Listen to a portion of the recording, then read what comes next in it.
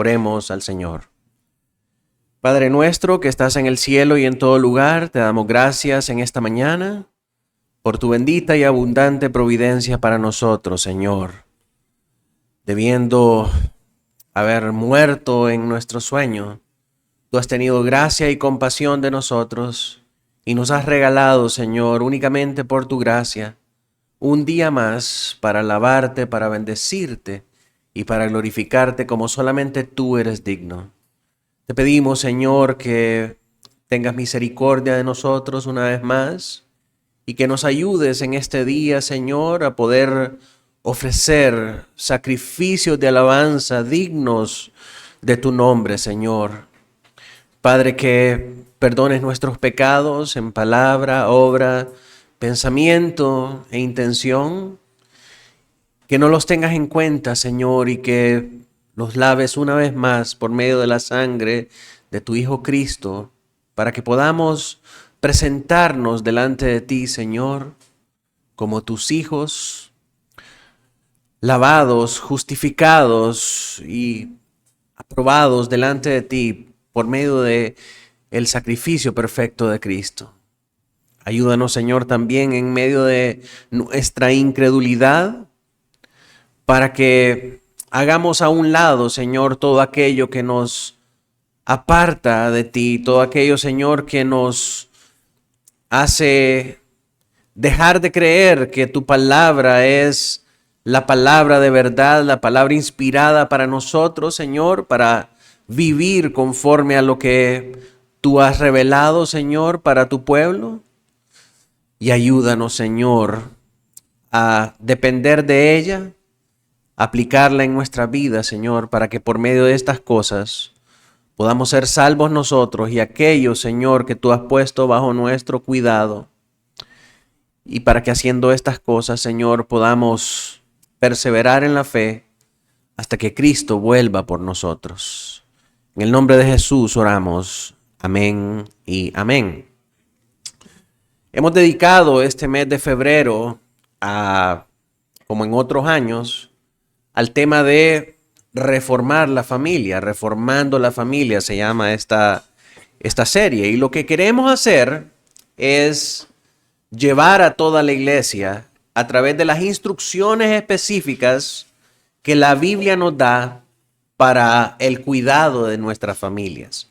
Y vamos a estar viendo primeramente cómo la Biblia nos dice que nosotros debemos criar a nuestros hijos, cómo debemos ser nosotros, hombres, como hombres, cabezas de hogar. Se dice mucho esa frase, pero muy poco se entiende a la luz de la Escritura qué significa ser cabeza de hogar. Vamos a ver cuáles son los elementos de una mujer virtuosa, ¿verdad? Todas las mujeres hablan acerca de la mujer virtuosa, pero muy poco se estudia acerca de qué significa eso en términos bíblicos. Y así vamos a estar todo este mes viendo estos temas y viendo cómo la Biblia nos llama a nosotros a poder reformarnos. El día de hoy, entonces, vamos a estudiar la crianza bíblica de los hijos. La crianza bíblica de los hijos. ¿Cómo debemos nosotros criar a nuestros hijos? Quisiera llevarlo primeramente a que abramos la Escritura y que leamos 2 de Timoteo 3, 15 y 16. Este es un versículo que usted probablemente se sepa de memoria. Si no se lo sabe, lo animo a que se lo pueda aprender, porque es muy importante para recordarnos a nosotros la doctrina de la suficiencia de las Escrituras. Un principio de la Reforma que nos caracteriza principalmente a todos nosotros en oposición con el catolicismo romano que promueve la tradición y los mandatos papales como suficientes por encima de lo que Dios ha ordenado en su palabra. Entonces dice así 2 de Timoteo 3, 15 y 16. Y que desde la niñez has sabido las sagradas escrituras, las cuales te pueden hacer sabio para la salvación por la fe que es en Cristo Jesús. Toda la escritura es inspirada por Dios y útil para enseñar, para redarguir, para corregir, para instruir en justicia, a fin de que el hombre de Dios sea perfecto, enteramente preparado para toda buena obra. Si nosotros queremos criar a nuestros hijos de la manera bíblica, de la manera que como creyentes nosotros pensamos que es correcta, debemos hacerlo partiendo de dos premisas. La primera de ellas es el hecho de algo que hemos venido estudiando en el mes pasado, en el marco de toda nuestra eclesiología. Sí, el enero dedicamos a ver cómo está compuesta la iglesia, cuáles son los elementos de la iglesia, quién es la cabeza de la iglesia. Y la cabeza de la iglesia es Cristo Jesús. ¿Verdad? Esa es la primera premisa. Ahora, cada una de estas premisas tiene una implicación directa a nuestra vida y a la manera en cómo nosotros desarrollamos todas las cosas de nuestra vida cotidiana. Si decimos Cristo es la cabeza de la iglesia, eso tiene implicaciones para toda nuestra vida, no solamente para la iglesia. Porque si Cristo es la cabeza de la iglesia, Cristo es el líder, Cristo es el que manda, Cristo es nuestra máxima autoridad, entonces, ¿cómo se mira eso en mi vida? ¿Cómo se mira eso en mi familia? ¿Cómo se mira eso en mi relación con mi esposa, en mi relación con mis hijos? De la siguiente manera. Si Cristo es la cabeza de la iglesia y usted y yo somos la iglesia, no las iglesias de Guatemala, de El Salvador, sí, todas somos parte, pero somos las personas las que constituimos la iglesia. Eso lo estudiamos en nuestras clases de eclesiología. Entonces, si Cristo es la cabeza de la iglesia y nosotros somos la iglesia, nosotros tenemos que guiar nuestra vida por lo que Cristo dice. Así que nosotros tenemos que hacer en el término de nuestras relaciones matrimoniales lo que Cristo, nuestra cabeza, dice y no lo que nosotros pensamos, no lo que me enseñó la abuelita, no lo que dice mi mamá, no lo que dice mi papá, no lo que dice la cultura, no lo que dice la sociedad. Tengo que hacer lo que Cristo dijo que tengo que hacer. Afortunadamente o por providencia divina para nosotros, Cristo ha dejado explícito en la palabra de Dios lo que Él quiere que hagamos en el término de nuestras relaciones entre esposo y esposa, entre padre e hijo, entre hermanos y hermanas, y así sucesivamente para toda nuestra vida. Entonces, si Cristo es nuestra cabeza, mis hermanos, nosotros tenemos que obedecer lo que dice Cristo para todos los ámbitos de nuestra vida. No es que lo que Cristo dice solamente tiene validez para la iglesia, no. Lo que Cristo dice debe gobernar toda nuestra vida, si es que nosotros nos consideramos su iglesia. Ahora, si usted es parte de su iglesia, usted tiene que guiarse por esas normas, usted tiene que vivir por esa premisa. Yo soy iglesia del Señor, por lo tanto debo hacer lo que Cristo, mi cabeza, mi autoridad, me manda a hacer, ¿sí o no? Entonces esa es la primera premisa. Si queremos criar bíblicamente a nuestros hijos, debemos hacer lo que nuestra cabeza, Cristo, dice que nosotros debemos hacer. La segunda premisa es la que leímos en el texto de esta mañana. Lo leemos una vez más para los que acaban de incorporarse. Que desde la niñez, y apunte subraye esa palabra niñez ahí, estamos leyendo 2 Timoteo 3:15, que desde la niñez has sabido las sagradas escrituras. Entonces, ¿cuándo debemos empezar a conocer las sagradas escrituras? Desde la niñez. Ahora, esa palabra niñez ahí implica una edad muy temprana. Dice, las cuales te pueden hacer sabio para la salvación por la fe que es en Cristo Jesús. Las escrituras no te van a enseñar a cocinar pollo guisado. Las escrituras te van a enseñar la sabiduría que necesitas para conocer al Señor, para ser salvo por la fe en Cristo Jesús, que es la única fe verdadera y suficiente para darnos la salvación. ¿Por qué? Porque toda la escritura, y no solamente parte de ella, toda, desde Génesis hasta Apocalipsis, toda ha sido inspirada por Dios. Esto es respirada. La palabra inspirada es teofanestos. Ha sido inspirada por Dios, ha sido divinamente respirada. Eso es lo que nos dice esa palabra. Y es útil para enseñar, para redarguir, para corregir y para instruir en justicia. Eso es para que nosotros seamos instruidos en lo que tenemos que hacer en oposición con lo que no tenemos que hacer. Porque solamente Dios, que es cabeza de la iglesia, es el que puede decirnos a nosotros lo que está bien y lo que está mal. Eso significa, mis hermanos, que ninguna otra fuente externa a la Biblia y a Dios puede decir lo que está bien o lo que está mal. Porque si nosotros nos guiamos por fuentes externas a la moralidad de Dios, nos vamos a dar cuenta que en nuestro contexto pasa lo que la Escritura dice que va a pasar. Que los hombres llamarán bueno a lo malo y malo a lo bueno. Entonces, no podemos confiar nosotros en fuentes externas a Dios mismo, que es santidad, que es justicia perfecta. No podemos confiar fuera de Él en cualquier otra fuente que nos diga que esto está bien y que esto está mal. Porque Él, que es cabeza de la iglesia, nos ha dado esta palabra que es suficiente.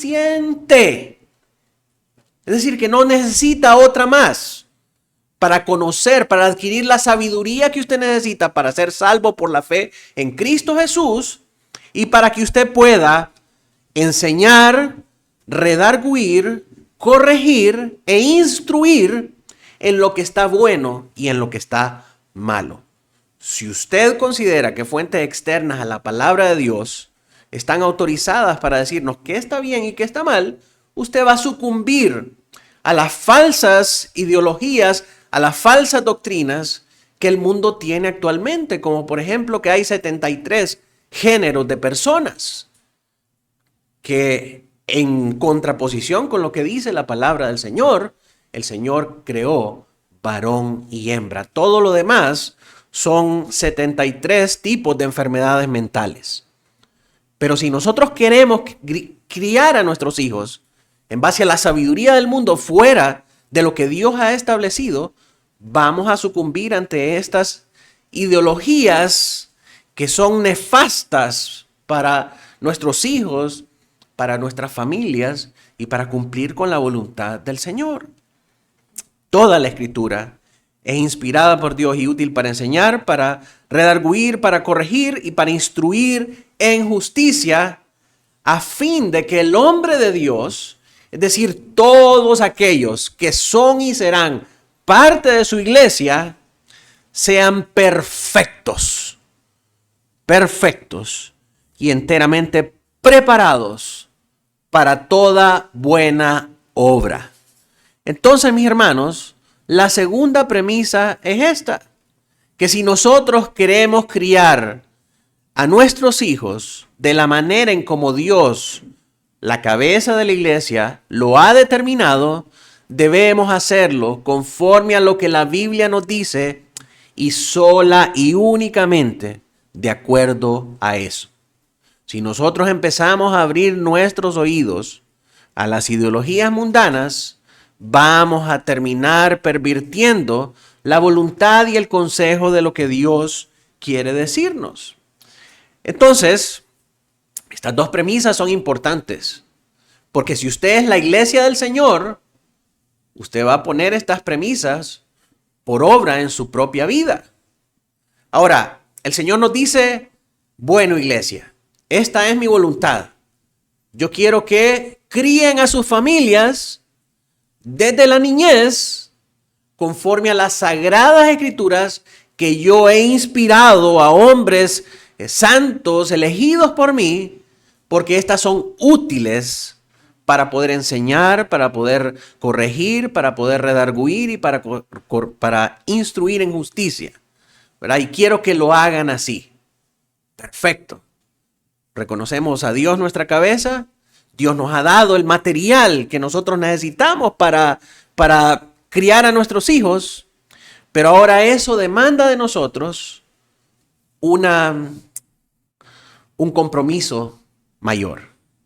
Y es el hecho de que si Dios, nuestra cabeza, nos ha dado esta palabra para que nosotros corrijamos a nuestros hijos, entonces es nuestro deber y responsabilidad conocer esta palabra, estudiar esta palabra, memorizar esta palabra, comernos esta palabra. Que esta palabra surja en nuestras conversaciones, que esta palabra baje de nuestra cabeza a nuestros pies para aplicar y vivir conforme a lo que Dios dice. Entonces, mis hermanos, saber la palabra, estudiar la palabra, aplicar la palabra, no es solamente una labor del pastor. Es una labor de todos nosotros los que somos creyentes, miembros de la iglesia del Señor. Todos tenemos la obligación de conocer esta palabra, porque es esta palabra la que nos va a dar sabiduría a nosotros para ser salvos y para poder enseñar a nuestros hijos, para poder corregir a nuestros hijos, para poder instruir a nuestros hijos en justicia y para poder redarguirlos. Ahora, esto tiene que estar muy presente en nosotros, mis hermanos, porque si nosotros no tomamos esto en serio, vamos a estar cayendo en como le dije, en las pretensiones del mundo y en las falsas enseñanzas del mundo que llevan a una distorsión de la instrucción que Dios ha dado para la familia. Entonces, ¿cuál es nuestro propósito al agarrar esta palabra y dejar que esta palabra sea la que nos enseña a nosotros cómo criar a nuestros hijos? Gálatas 4:19, mire lo que dice Gálatas 4:19, si alguien lo puede leer, por favor.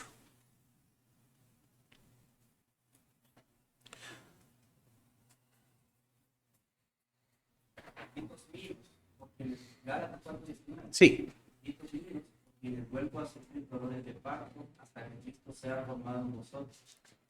Hasta ahí. Entonces el propósito, cuando nosotros enseñamos con la Escritura, es conformar a nuestros hijos a la imagen de Cristo. Esa es la meta superior. Nosotros no usamos la Escritura para que la gente mire, ay, cómo saben estos chicos de Biblia.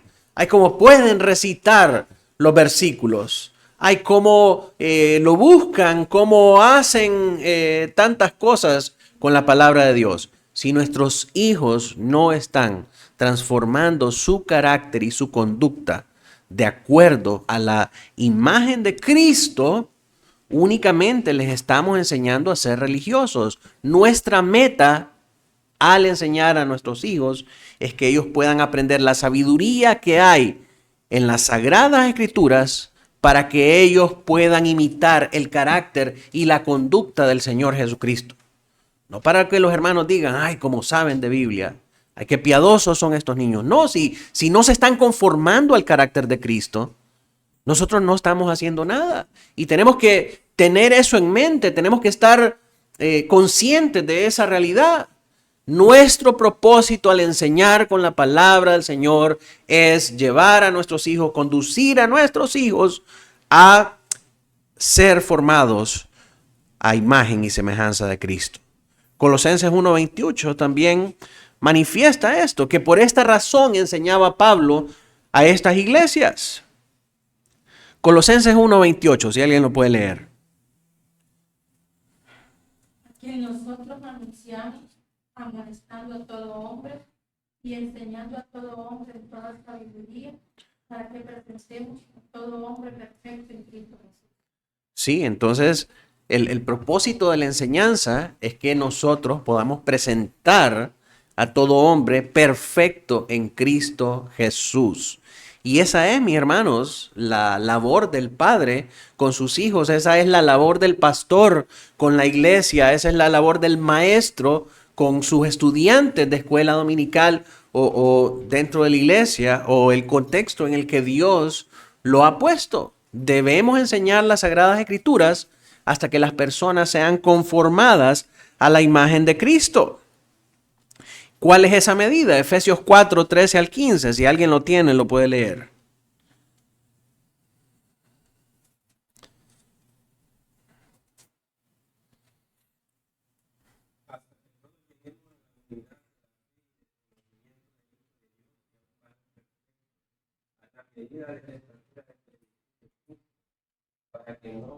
Para que ya no seamos niños fluctuantes llevados por doctrina de doctrina, por el estratagema de hombres que para engañar que entregan con astucia de las imágenes del error, sino que siguiendo la verdad en amor, crezcamos todo en aquel que es la cabeza, que es Cristo.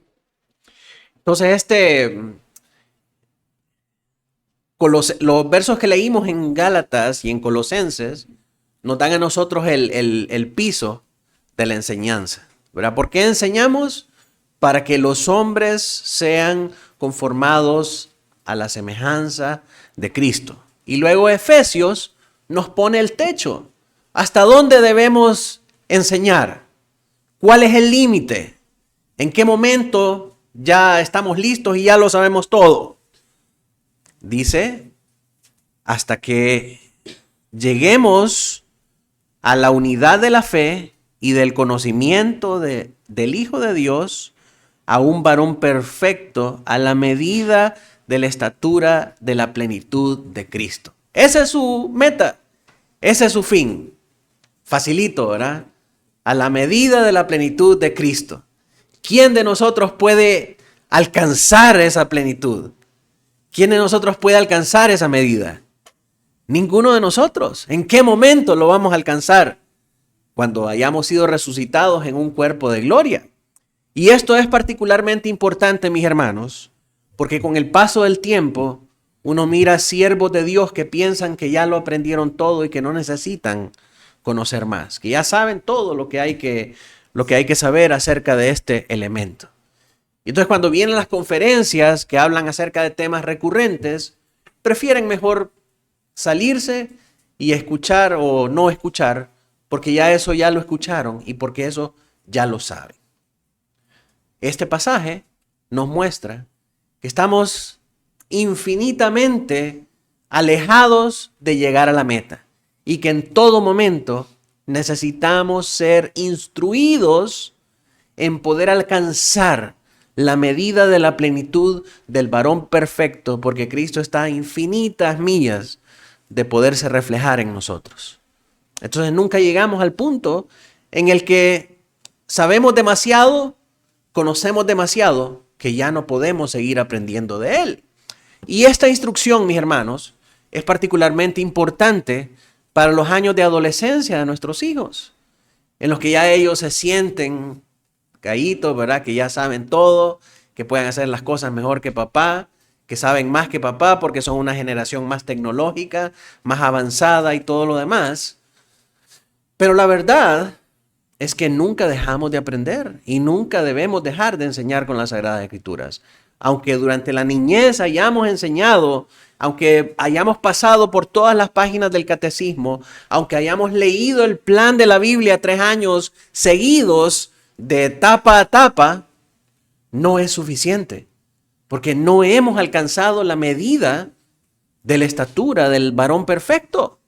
Tenemos que seguir enseñando y tenemos que seguir aprendiendo. Para esto, vimos entonces que tenemos la palabra como la herramienta que Dios nos ha dejado para poder instruir a nuestros hijos. Vimos también la base o el piso y vimos también el techo hasta dónde tenemos que enseñar.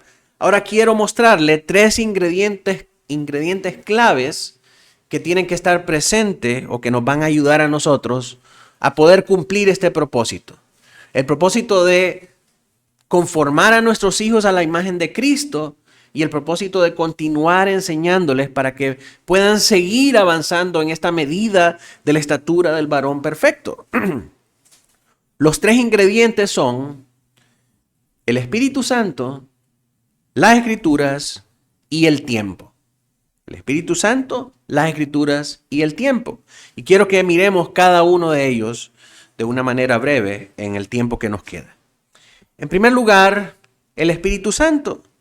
Es necesario que la persona sea transformada a la imagen de Cristo por el Espíritu Santo y no por una emulación o no por una simulación de que es cristiano, porque es fácil aparentar ser cristiano, pero si el Espíritu Santo no hace la obra en nuestro corazón, esa apariencia más temprano que tarde se cae cuando vienen las pruebas, se cae cuando viene el fuego de la prueba. Esta transformación comienza primeramente en el corazón. El Espíritu Santo solo habita, hermanos, en aquellos quienes por la gracia de Dios confiaron en la obra redentora de Cristo, que murió en la cruz como sustituto para pagar el castigo por nuestros pecados. Romanos 5:8. Ese es el Evangelio. La obra del Espíritu Santo solo habita en aquellos que han confiado en el sacrificio de Cristo, que ha muerto por nosotros para darnos vida eterna y para pagar por nuestros pecados. Usted también debe depender del Espíritu de Dios para ayudarle a ser el tipo de padre que la Biblia requiere de usted. En otras palabras, buscamos esto en nuestros hijos. Pero debemos asegurarnos, hermanos, primeramente que nosotros hemos creído en Dios, que nosotros hemos confiado en Cristo, que el Espíritu Santo ha hecho la obra en nosotros. Porque si el Espíritu Santo no habita en nosotros, no podemos guiar a nuestros hijos hacia esta obra espiritual. No podemos guiar a nuestros hijos a ser conformados a la imagen de Cristo. Somos guías ciegos guiando a otros ciegos. Entonces lo más importante en esto es que nosotros como padres debemos estar seguros, debemos estar convencidos y tiene que haber fruto en nuestra vida de que hemos confiado en Cristo, de que nos hemos arrepentido de nuestros pecados y de que nosotros ahora vivimos en la vida del creyente, una vida renovada, una vida nueva. ¿Sí? Los hábitos de la fe y del arrepentimiento son un patrón visible en nosotros. Vivimos en santidad, buscamos la santidad, queremos crecer en el conocimiento de Dios. Nuestros hijos tienen que ver esta vida en nosotros si nosotros queremos impactar sus vidas con el Evangelio de Dios. ¿Por qué razón? ¿Por qué papá es diferente a los papás de mis compañeritos? ¿Por qué papá es diferente a como son sus hermanos? ¿Por qué papá o mamá son diferentes al resto de las personas que conocemos alrededor? ¿Cuál es esa diferencia? La vida de Cristo que hay en ellos. Al final del día, mis hermanos, nuestros hijos aprenden más de nuestro ejemplo que de nuestras palabras. Y nosotros podemos decirle, pone atención todo lo que querrás en la iglesia, rendite al Señor, serví al Señor, pero si nosotros no estamos sirviendo, de lo único que estamos sirviendo es de piedra de tropiezo, porque lo que le decimos con las palabras, lo llevamos de encuentro con nuestras acciones.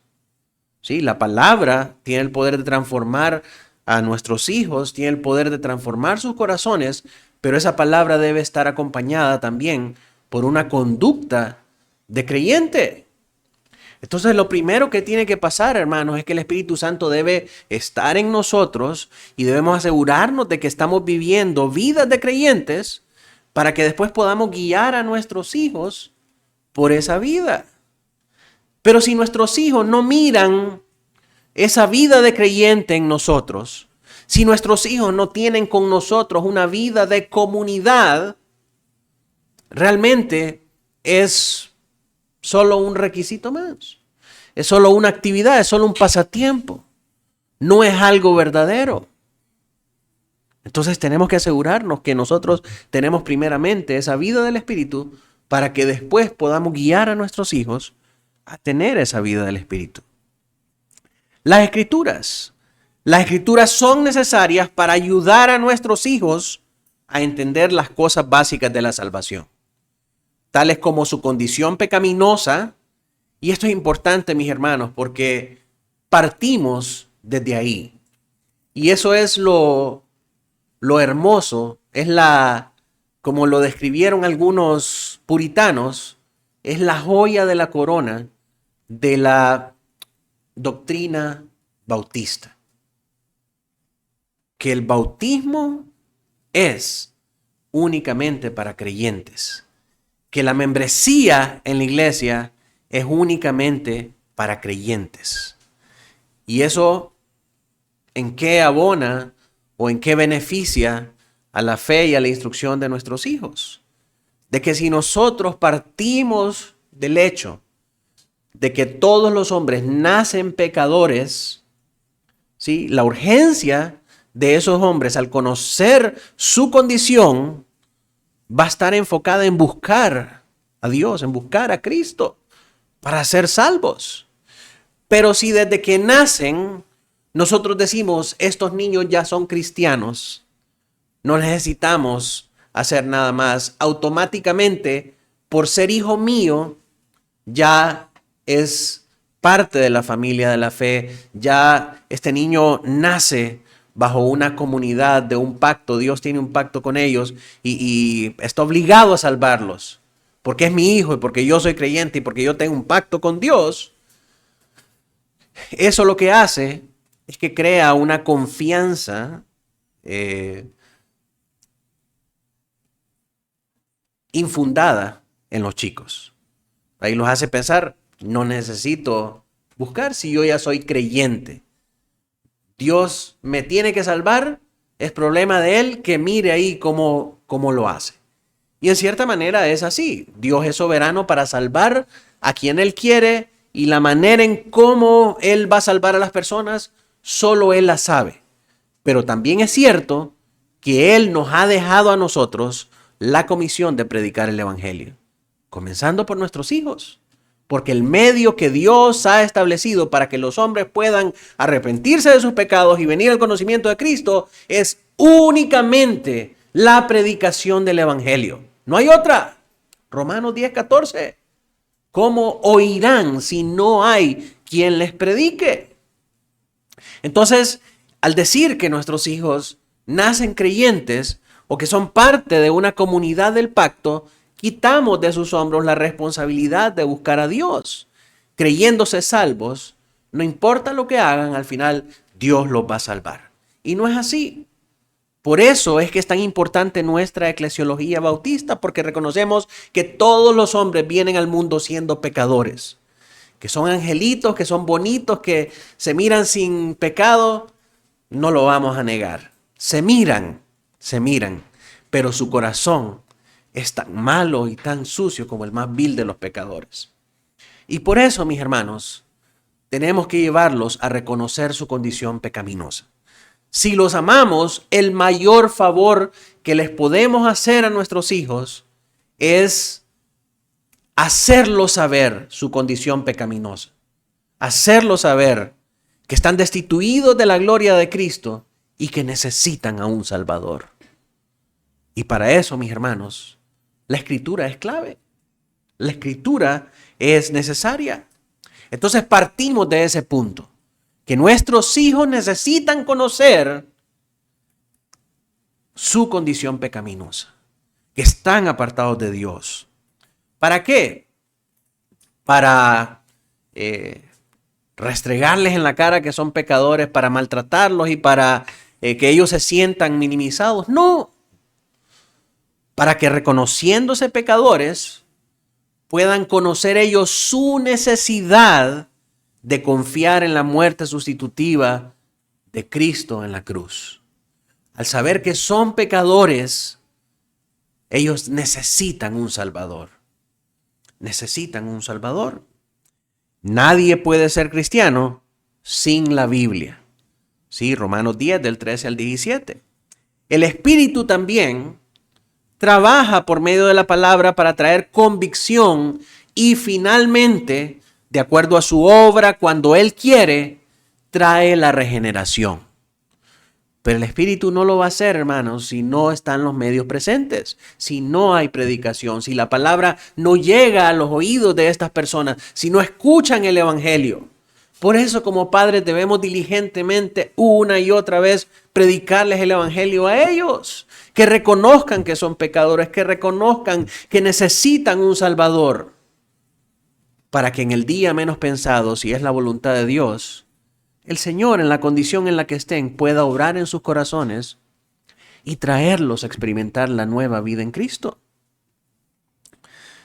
Primera de Pedro 1:23 nos dice esta realidad. Si alguien lo puede leer, por favor.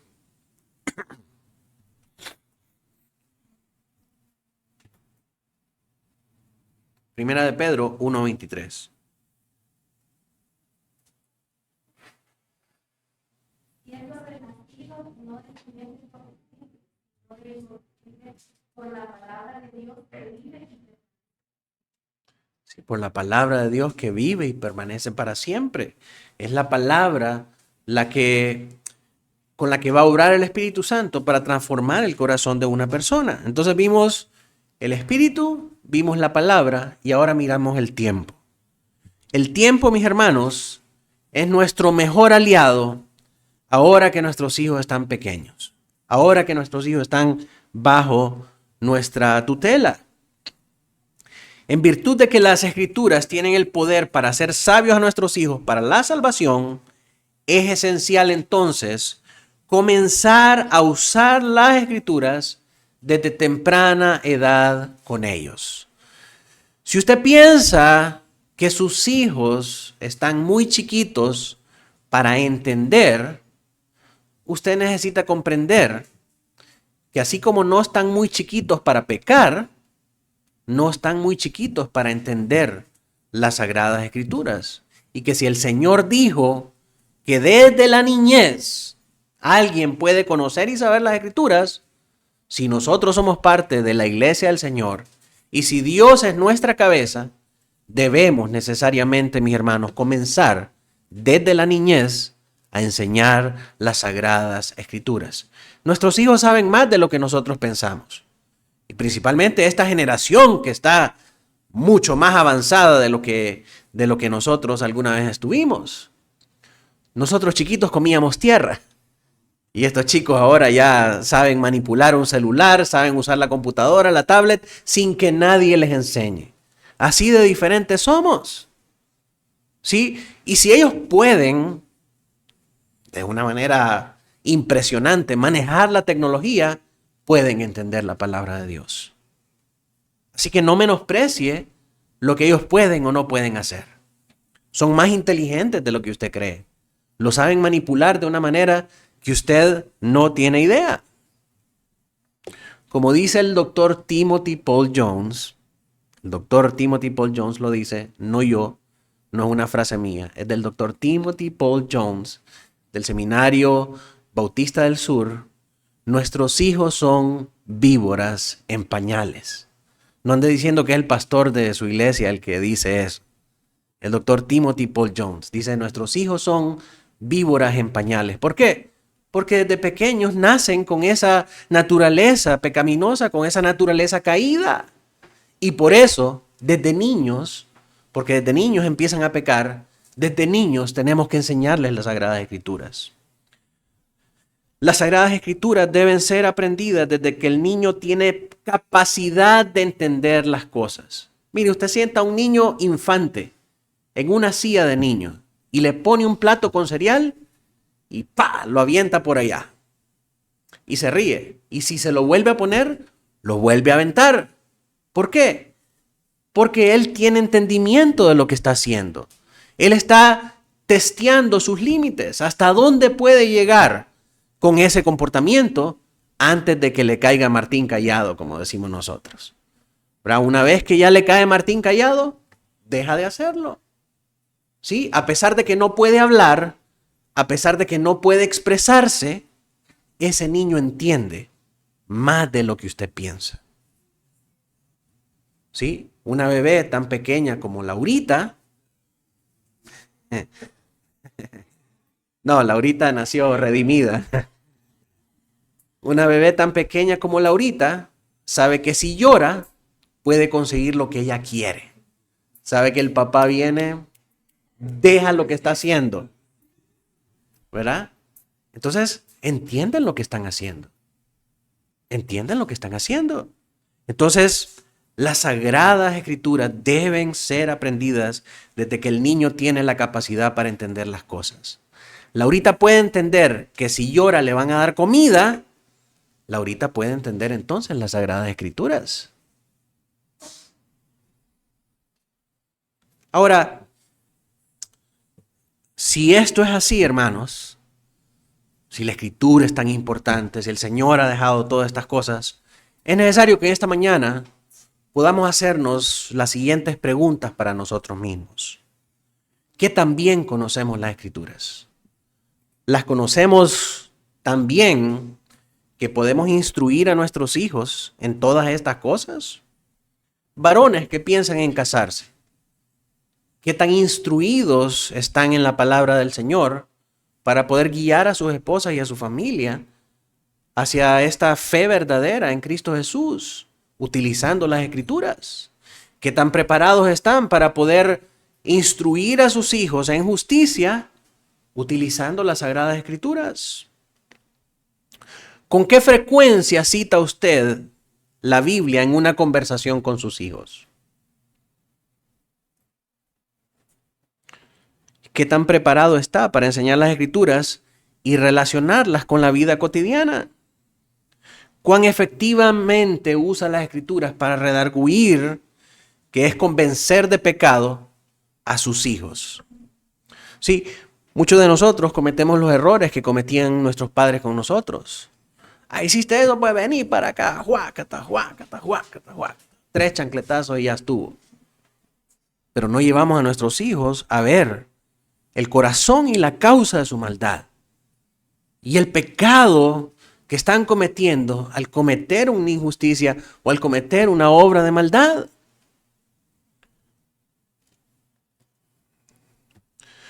¿Cuán consistentemente usamos la Biblia para corregirlos? O solo a veces, solo cuando tomamos la Santa Cena y nos recordamos que renovamos nuestra comunión con Dios. ¿Cómo utiliza usted para instruir? ¿Cómo utiliza usted la Biblia para instruir a sus hijos en justicia para ayudarlos a tener un mejor futuro? Es imposible criarlos en disciplina y amonestación del Señor sin el continuo uso de la palabra del Señor. Y la palabra del Señor dice en Proverbios 29:15, son la vara y la corrección la que dan sabiduría. Ay, pastores, que yo no uso la vara o yo no creo en eso porque la psicología ahora dice que los daños psicológicos y emocionales y mentales que eso crea en los niños son irreparables y son irreversibles. Si ese es su pensamiento, entonces usted está faltando a las 2 premisas con las que empezamos esta clase. Cristo es la cabeza de la iglesia. Yo soy la iglesia, tengo que obedecerle a Cristo. Cristo ha dejado su palabra para la crianza bíblica, entonces yo tengo que obedecer lo que Cristo dice acerca de la palabra de Dios. Y lo que Cristo dice acerca de la palabra de Dios es que tenemos que usar la vara para corregir a nuestros hijos. Si a usted no le parece, o si usted piensa que esa instrucción está desfasada, está desactualizada, está obsoleta, que no está al día con las enseñanzas psicológicas, usted se está oponiendo a la sabiduría de Dios. Usted está diciendo, yo soy más sabio que Dios y yo puedo enseñar mejor a mis hijos. Sí, porque la psicología sabe mejor estas cosas. No, Dios lo dejó ahí por algo. Ahora, estamos de acuerdo que tampoco es violencia, ¿verdad? Tampoco es una situación sin control, tampoco es una situación que no está normada por la Escritura. No para cualquier cosa vamos a utilizar la vara.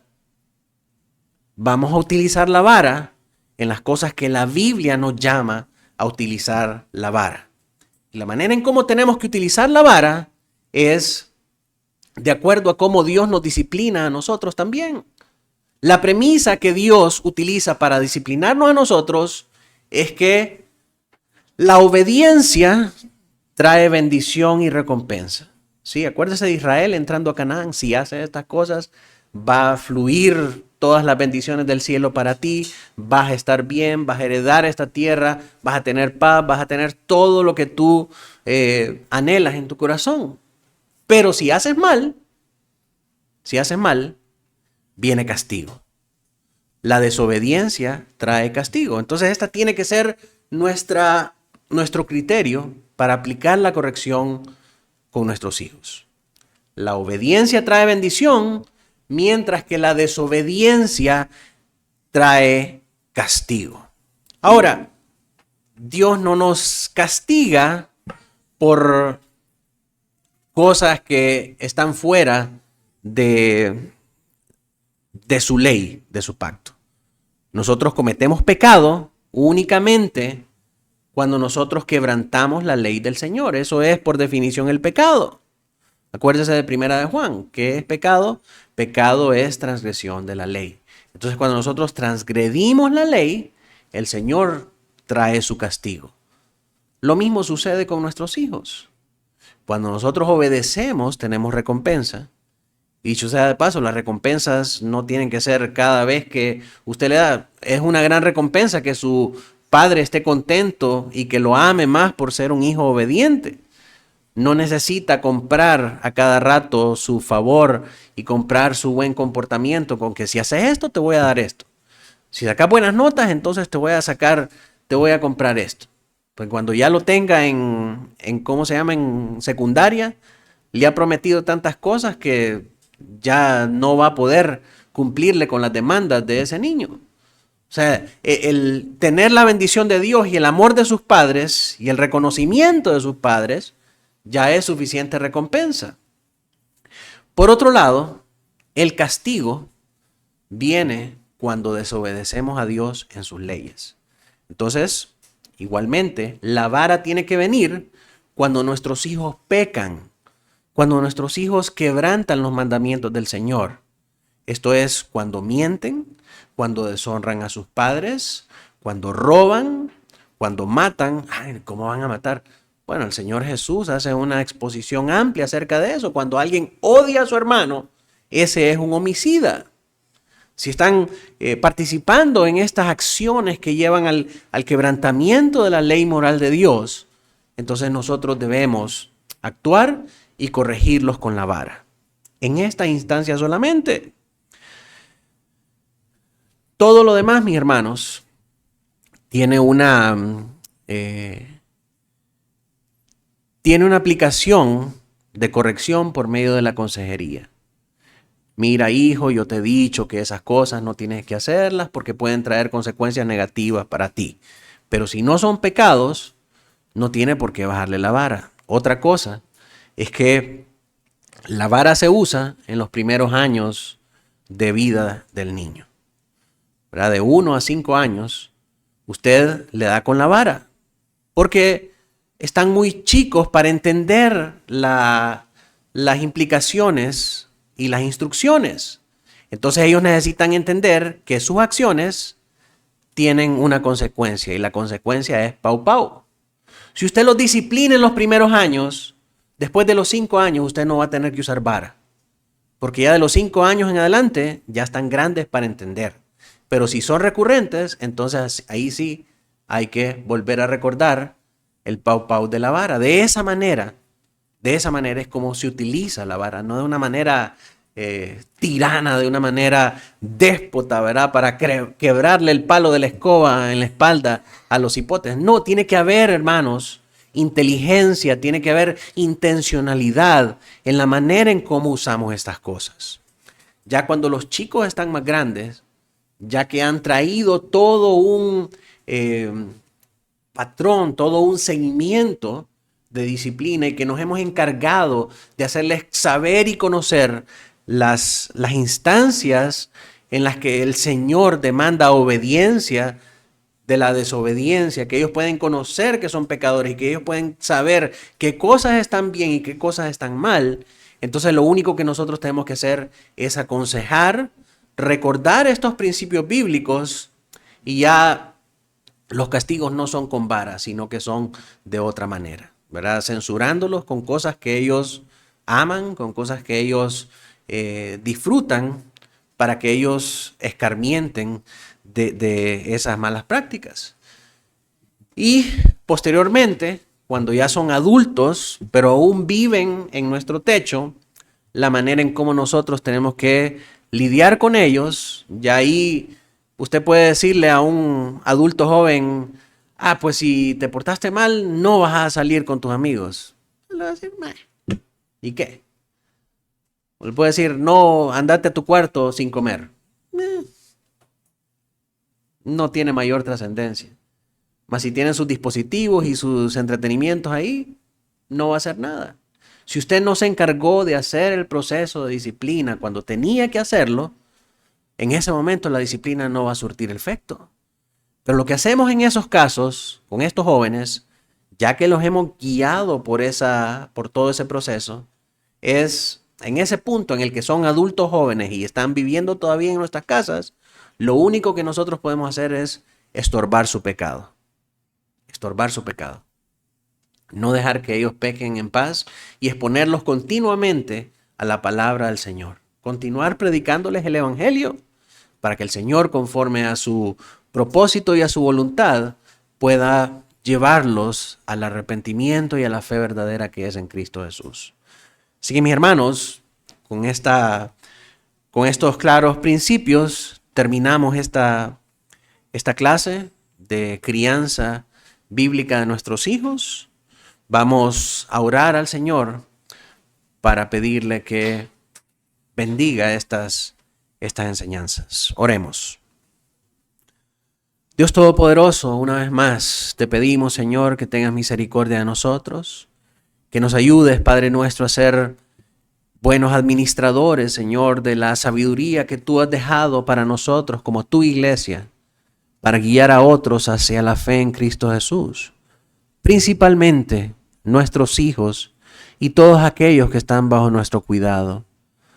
Por favor, Señor, recuérdanos por medio de tu Espíritu Santo la verdad y la grandeza de tu palabra. Ayúdanos, Señor, a estudiar continuamente, a deleitarnos en ella, a considerar, Señor, la manera en la que podemos aplicarla en todo momento, Señor, en situaciones de la vida diaria. Por favor, Señor, crea en nosotros un corazón dependiente de ti y de tu palabra.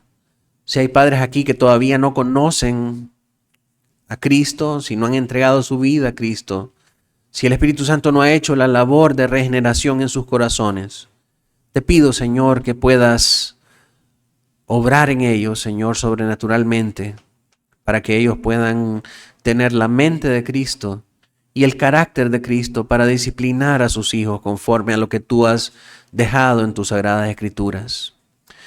Ayúdanos a nosotros, Señor, a no ser débiles, a no confiar en otras cosas más que tu palabra, Señor, y a ser valientes en obedecerla, Señor, y aplicarla con nuestros hijos, y sobre todo, Señor, a ser sabios, de manera, Señor, que en lugar de acercarlos a ti, los apartemos de ti con la dureza de nuestros castigos, con la falta de sabiduría y con la insensatez, Señor, de no conocer el propósito verdadero de la disciplina, que es transformar a los hombres a la imagen de Cristo. Ayúdanos, Señor, a hacerlo en lo que nosotros mismos estamos siendo transformados a la imagen del varón perfecto. En Cristo Jesús oramos. Amén y amén.